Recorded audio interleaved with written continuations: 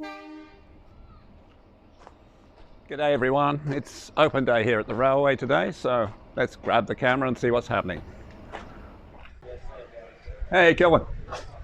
Hey How you Chris. doing? So Kelvin's our chairman of the board of the railway, and we're just going to have a bit of a wander around. So you can maybe just fill us in on what's happening today at the open day and why we're doing it. Yeah, this is the 2nd of December. This is have a look down the here. first open day that we have had for quite a while, and the weather's turned out to be fantastic for us. And yeah, it's good to see such a good turnout. Lots of mums and dads and children coming through. And what we've done is, on top of course, our museum and the rail precinct here, we've got many other clubs that have joined us. We've got car clubs, we've got vintage car clubs, and we've got SES, the local radio station, Rose City FM. And it's great that they've been able to come down and join us here today. Yeah, indeed. And I see we've got quite a few vintage cars out the back here. That's right. This is the Model T Ford Club. They've come and joined us. Fantastic turnout from them. And you can see the tender love and care that's gone into most of these vehicles. They're very precious. It's a bit like our carriages and our railway cars. They are, yes. They enjoy what they do, and we enjoy what we do. And if we can track down Murray a bit later, I know he's got one of his cars here, or two of his cars here. These are his two here. Yeah. And of course we've got a Model C17 here from up from Toowoomba. Oh yes. That's operational, and they run on a track up there at Toowoomba. We might go and have a word with Nick. I think it's one of his mates, isn't it? It is. Nick's one of our drivers, isn't he? And been with us quite a long time. He is.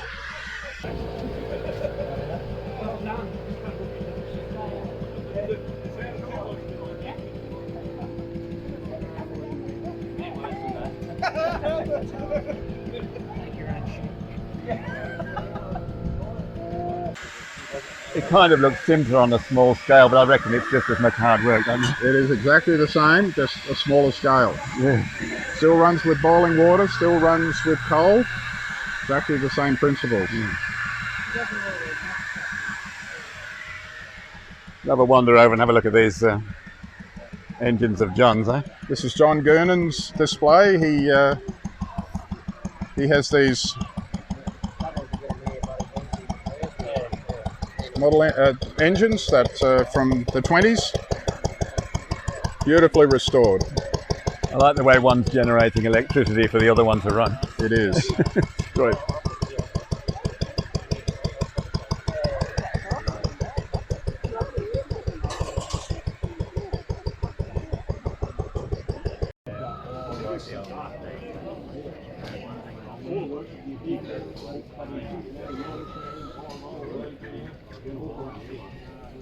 What sort of Cincinnati? I don't know what model it is.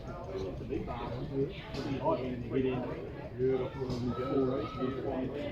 We've got people that come down that just want to do the gardens and all the landscaping.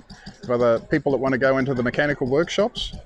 We've got others that just want to do cleaning in the carriages. We've got others that will set up the smoko for everybody else. And administration's huge. We've got 14 people involved in administration, all part-time, all doing a specific role, but they love doing that. And of course we've got, on separate days, on the weekends, we've got drivers, guards, carriage attendants. They're a whole different group again, all different uniforms. And it's a great community. We all love it, and we all are great mates. Around, you sort of realise what a sort of collection you've got of things here. Oh, it's a lot of hard work. Like, kicked off in 1996. They thought it was originally going to be a museum, and it's become what it is today, which is a mainline heritage rail operator, and we're one of the biggest ones in Australia. It's a living museum, is it? It is a living museum. Yeah, it's fantastic. No, it's a credit to everybody that comes down and volunteers. Absolutely. And we've even got the mini train. So during the school holidays, we're up in the park with the mini train. Yes, we saw it again. We haven't seen it for a while. It's going to be at rodeo recently. It is. It's bringing Santa down at the moment. So it's that sought after. We have people ring us and really want it to come to their festivals and fetes, and we've got to use a semi-trailer with a low loader to actually move it up. So it's quite a feat. So we've got to say to people, have you got a spare semi-trailer? Yeah. And they go, as a matter of fact, we do. Oh, that's So handy. up it goes. You can't just drive it on the road. Considering, each train's usually 27. 27, 28 wagons. And there's what, about 30, 40, 30, 23 cattle, depending on the size. But it's still enough. Just 800 cattle in the month. Right. Oh, right, that's where you're getting from. Lower in your paintwork, they are. Central Longreach. Right. Like the Melbourne cattle, that's come from. So give us a quick rundown. We're almost at Christmas. What do you reckon we're going to be doing besides our usual trips next year? Obviously, we've got the problem with Wallangarra. Yes, we had 4 bridges burn out on us in the last month, and that means that we can't go to Wallangarra. Wallangarra is one of our most popular trips. Yeah. What we're going to start doing now is going to do more tours to Toowoomba, but we're also going to do more tours from Toowoomba. So out to Dalby, from Toowoomba to Warwick, lunch on the railway station, down into the Brisbane Valley. We're also going to be renovating the Warwick railway station, which we've now secured. Really, that's we've fantastic. Always had a tenancy in there, and now we've got the whole thing. So we're going to do our best to turn it into a museum and have it available for because the public again. Queensland Rail have done quite a good job on the outside. I mean, it's been repointed now. I believe they're going to do the roof for us on the awning. Yeah. Yes, so the awning that's really on good the platform. But we'll be doing up the inside of the railway station. And there's possibly a chance of putting a cafe in association with it. We're hoping to have a railway cafe over there. And we're also hoping that one day we can get the Visitor Information Centre in there. That's a dream, but we're working with the council to see if that can happen. That's something that Warwick desperately needs, isn't it? It does, and it really needs to be down there because of parking. We've got many plans down there to have the markets, have, as I say, a railway cafe. We're going to have weddings there, and if we can get the Visitor Information Centre, that will be the icing on the cake. Yeah, brilliant. So up here, you can see we've got our C17 971. Well, just to interrupt, I was talking to Tim earlier, who's leaning against it at the moment. He's given us a really good talk about the updates, so I'll include that in our video. Yep, okay. And next to it, a 1966 red Ford Mustang, belonging to one of our stalwarts. Yep. Come on, Rob, give us a bit of a talk. No, you can't run away. Tell us about this car. It's a Mustang. Really? 65. 60, oh, 65. Oh, I thought it was 66. No, 65 GT, which I just found out was a genuine GT. Oh, really? It's beautiful. I've been lucky enough to have a bit of a drive in this. It is beautiful. You bought it restored? Well, bought like that, but I had to get it detailed. That's original American painted in America. A friend of my son's does detailing, so he gave it a real good going over and it came up really good. He said he's never seen anything that's sort of come from America that got a paint job. So it's fantastic. Absolutely spectacular. While you boys are together, just give us how long have you been a volunteer? 9 years. 9 years. So we've been asking people what they get out of volunteering. You weren't a carpenter. You came here, but you've taught yourself everything, haven't you? I was sort of a handyman sort of thing when I came here. Yeah. But most of it's just doing it. Picking it up as you go. Yeah. So it's pretty good working with a group of other people, isn't it? It's good. You've got to meet a lot of nice people and gives you something different to do, doesn't it? We have exciting projects. That's right. We have exciting projects. They like to change on you quite a bit. Yeah. But it's good. I enjoy coming. So everyone at the railway is obviously volunteering. Here's some other stalwarts of the volunteering community. Can you just give us a bit of a rundown? So how often do you do these events? Not very private ones, but we do a lot of barbecues. Right, yeah, you see you around town a lot, obviously. Yeah. And how does it work? So you provide all the eats and the drinks or whatever, and then we donate. We keep it in the kitty, Okay. and then when there's something that comes up, we do it local. We donate to the local charities Yeah, I that see. need it. Okay, so you can split it up as you want. Yes. Yeah. Oh, excellent. Yeah. Well, thanks very much for coming. No It was worries. fantastic. Thank you for having All the us. best. Enjoy Cheers. the food. G'day, Tim. How you going, Chris? Now, look, you might be able to give us a bit of an update on what's going on with our famous locomotive here, number 971. I think it's been sitting on this block for how many Oh, How many it's- months? It's closing in on 12 months. Yes, she's up on blocks because it needed a bottom end overhaul. Basically, all the axle boxes had to be removed so that we could repair wear in the axle boxes and the horn guides. Those parts are still out of the locomotive, out being repaired by specialists in Toowoomba and Brisbane. We await their return. But in the meantime, the locomotive's been repainted. And I've got to say, it's looking really good, isn't it? Yeah, it's a change of livery, but it is a traditional C17 colour.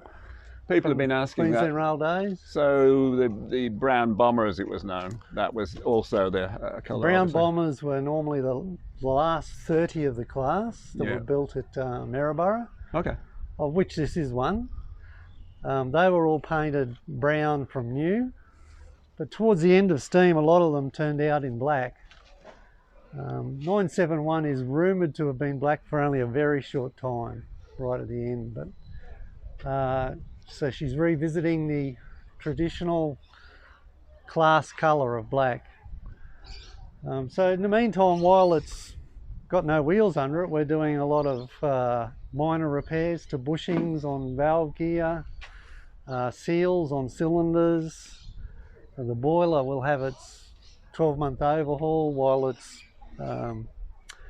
there's no wheels underneath, but then it'll be retested again before going back into service. Okay.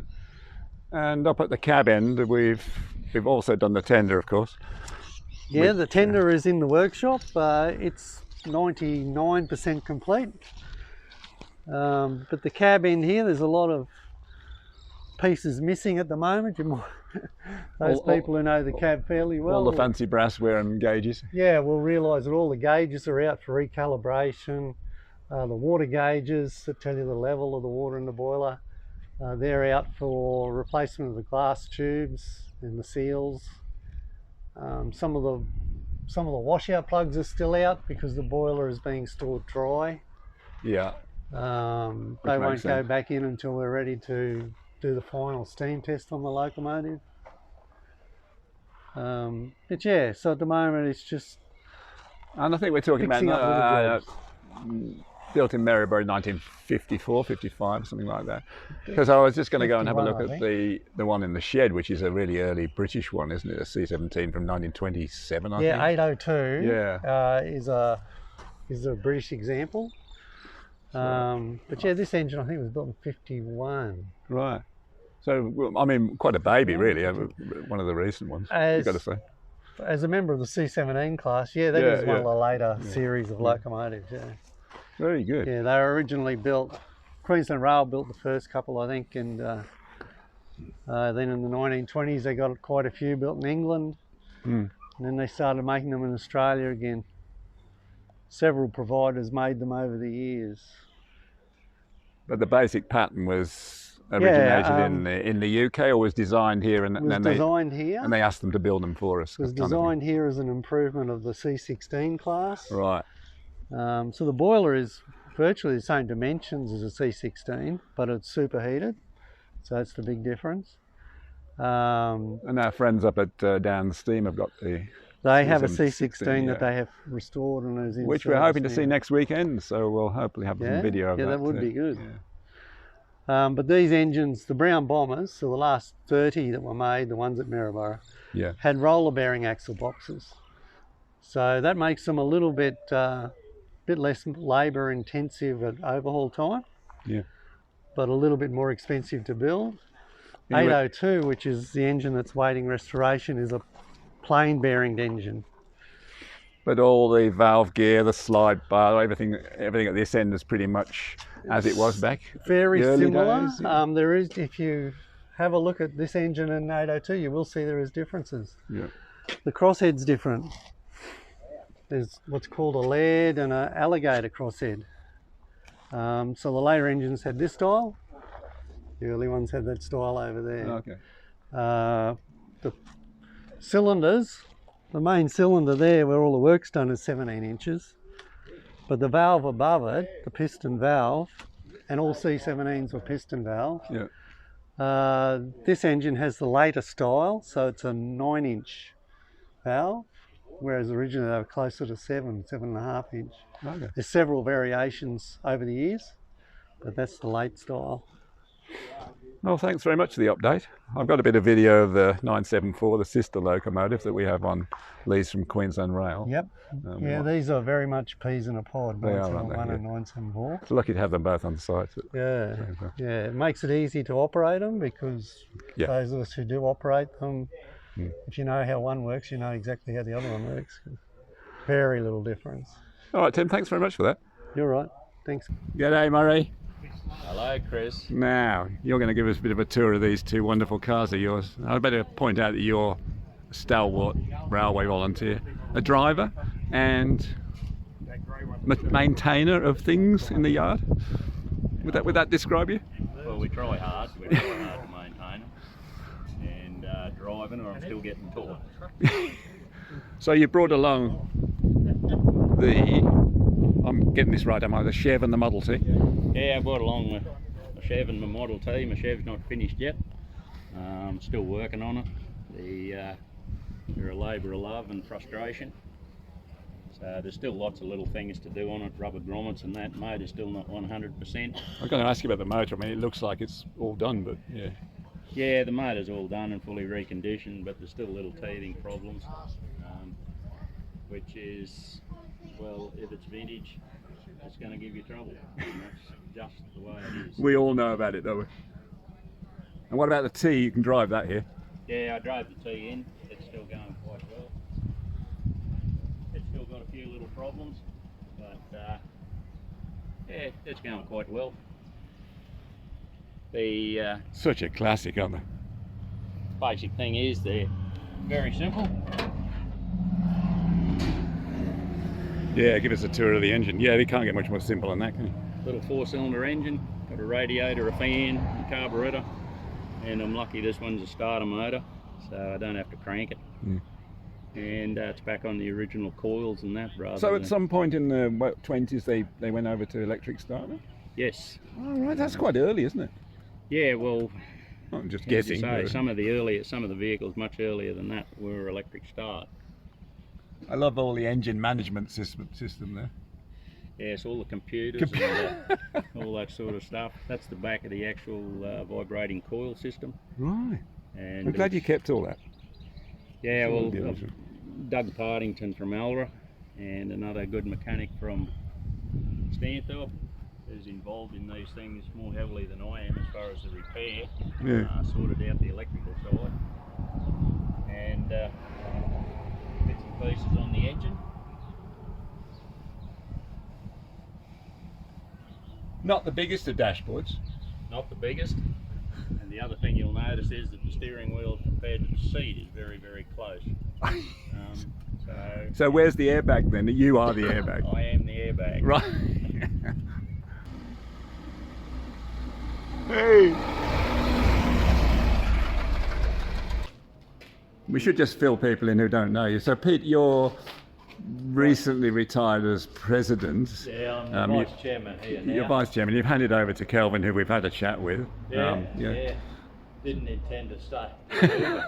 So how long were you in as a I came president? here in 2009. Right, yeah. So you. Moved up here. Yeah. So it's been a lovely, great. It is good, isn't it? And talking. Well, it is. I've been retired now for 22 years. So Yeah. this is just beautiful. I did do some time at QR with their heritage people. That's right. So you would have actually known some of the carriages that we now lease from them, Yes, probably. yeah. We'll just make our way out here.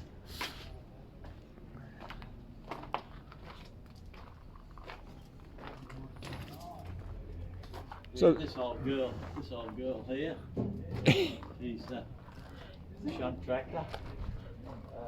It's got a hydraulics underneath it, so you can just go along. Yeah. It lifts up and you can spin it whichever way you like. So it's great for the yard. and trusty old Bob the shunter. Bob the shunter, yeah, this came from Mackay Sugar. Oh, did it? It's That's right. It's up in the sugar mills. Yeah. Yeah. Gosh, that's done some work since I've been here. Hadn't it Oh ever. God. Hadn't it ever. Yes, he certainly, And tell us what this story is with 974, because for those who don't know, it's a Queensland Rail heritage locomotive, isn't it? Loco, yeah. We have leased it off them before. This isn't the first time. But while our loco's in repair shops, we are using this. And it's almost a sister locomotive of our 971. It's exactly the same. Yeah. Exactly the same. They tell me that over the years, but when they built these, they built them individuals. All right. They didn't build. It wasn't a production line. Oh, you imagine them they were. That's interesting. That's what I hear, you know, but it's hearsay. And of course, the early ones came from England on board a boat, and then these were manufactured here, weren't they? These were manufactured in Maryborough. Yeah, at Walker's. Yep, Walker's was at the time. Yeah. And there we have our faithful old DH45. Yeah.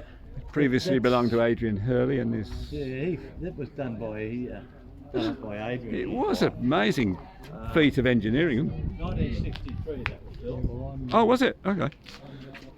It was built these were built as shunters. Yeah. And they're diesel hydraulic. And the beauty of these, they can go through water. Whereas the other big diesels like we've got behind me here, they've got the motors on the axles. And I think we should give the local council a plug for their assistance in buying this. It did, yeah. Tracy Doby was the mayor then. That's right. And we named it Spirit of the Southern Downs. That was a name she wanted to put on it. Yeah, I think. And gosh, that was good, eh? Very generous. It's got us out of so much trouble. Oh, yeah. During fire seasons and breakdowns. Yeah. I'm no expert on motorcycles, but there's some nice ones here. Some beauties, isn't there? Yeah. And Rob's car up there. Yeah, we had a chat with him just now. Yeah, thanks. Our fire wagon we use. Yeah, and this is obviously during fire periods we follow the train along. The train whenever we run. Doesn't matter what the weather's like. So yet another job for volunteers. Yeah, another job. Yeah. The boys that are doing it are trained. They are fully trained. That's right. But this is just one more thing you have to think of, isn't it? I mean, you know, you can't just go out on the track and take a train somewhere. Ah, here's the man from Watco. Hey, thanks for coming today. No problem. What do you think of the open day? It's fantastic. It is, isn't it? Great crowd, yes. It's looking like a really, I mean, with you guys here, it is a real working railway. Yes. And that's what I've noticed. I've been here for 10 or 11 years as a volunteer. But to see the rail yard, you know, working again, hearing the trains. To be reinstated for what its purpose is. It is excellent. That's right, instead of just and how lucky we were that the turntable just fits. Yeah. You know? It had something to do with they were made the same length as the turntable. Is that the story, is it? No, yeah. I don't know. It's just yeah. No. But these are generally the same length. Yeah. Even Now, modern locomotives today that are built in the, excuse my ignorance, but is this one of the South African locos? Yes, this one's been re-imported back from. Maybe you could just tell us that story, because it's quite interesting. I think train people are really interested in their history, because they went out there in the 80s. No, it was in the mid-2000s, like 2013. Oh, okay. They had a lot of these 2170 surplus as well as the 2600 class. Yeah. So they basically, Queensland Rail just offloaded them to Transnet, which is the major company in South Africa. And of course they didn't really need the whole lot. They basically kept all the 2600 class, and we've been lucky enough to be able to purchase back some 2170s for our operations. And it's a very impressive business, because I know you have to, you know, they're taken to Durban, they're cleaned out of all their liquids, they're put on a ship, they come to Brisbane, they go through the whole that quarantine thing again. Oh yes, that's right. I mean it must be horrendous cost. Squeaky clean when they leave South Africa, squeaky clean when they left here to go to South Africa. So yeah, we've got one over there at the moment, 2252. Yeah. That's actually just recently been returned from South Africa. That's same design as this, but that one's got a V12 turbo, and it's actually quite a bit heavier than these. So those are going to mainly to work in the northern regions of Australia. We've got two operating up there at the moment. Because I think there's a weight issue, isn't there? With, that's right. They were previously they were coal locomotives and utilised on the Glenvale line. So maybe they'll probably correct me on that, but. Initially they were for the Glenvale line and then moved into the Central Queensland Coal Network. And they were originally V16s like this, and then they were 2170 class as well, and then they were rebuilt as 2250s. As someone who likes mechanical things, hearing them start up when they first come here, it's just music, isn't it? Yeah, well, they're lovely. Yeah. Well, thanks again. Well, it's good to catch up, and just to say that, you know, Watco's been fantastic for this railway. Yes. During the times of the pandemic, I mean, what would we have done without you? Yeah, that's right. You know, just having someone who's... There was nothing. Nobody was allowed to do anything. No one was doing anything, no. It was, yeah, it was just, we started up at that time, and they've been very successful. We've got some of the locals here ourselves. Yeah. How many people would you employ in the Warwick district? We've got 3 drivers, and we've actually got a 4th that's part-time. He's sort of semi-retired.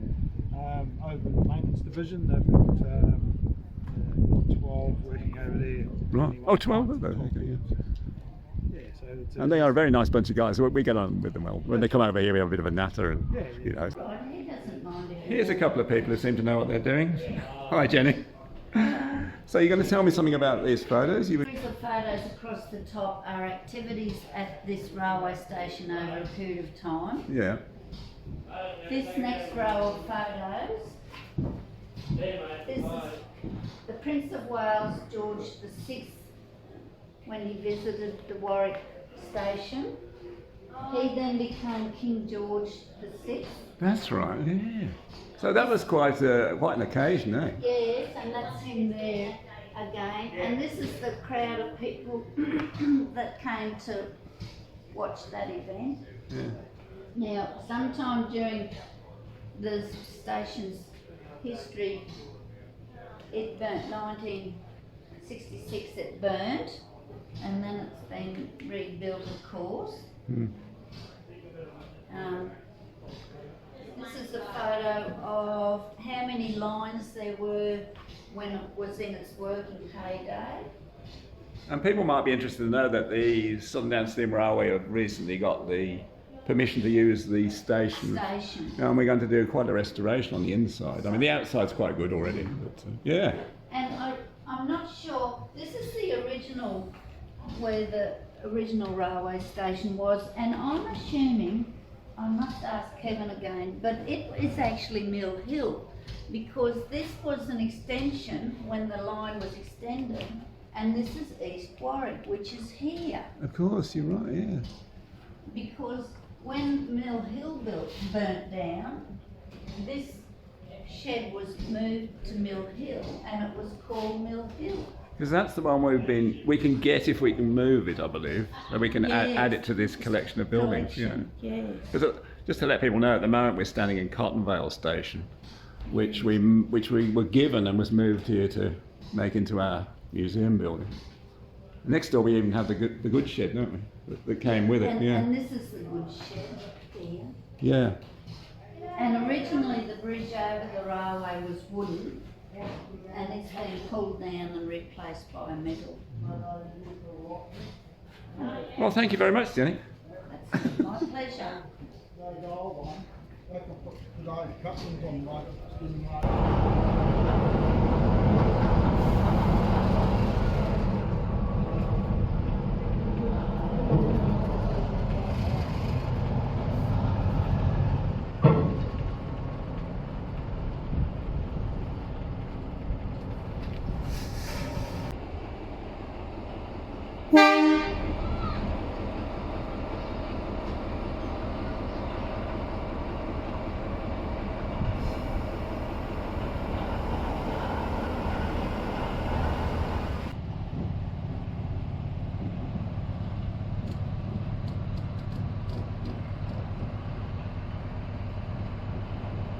Bye.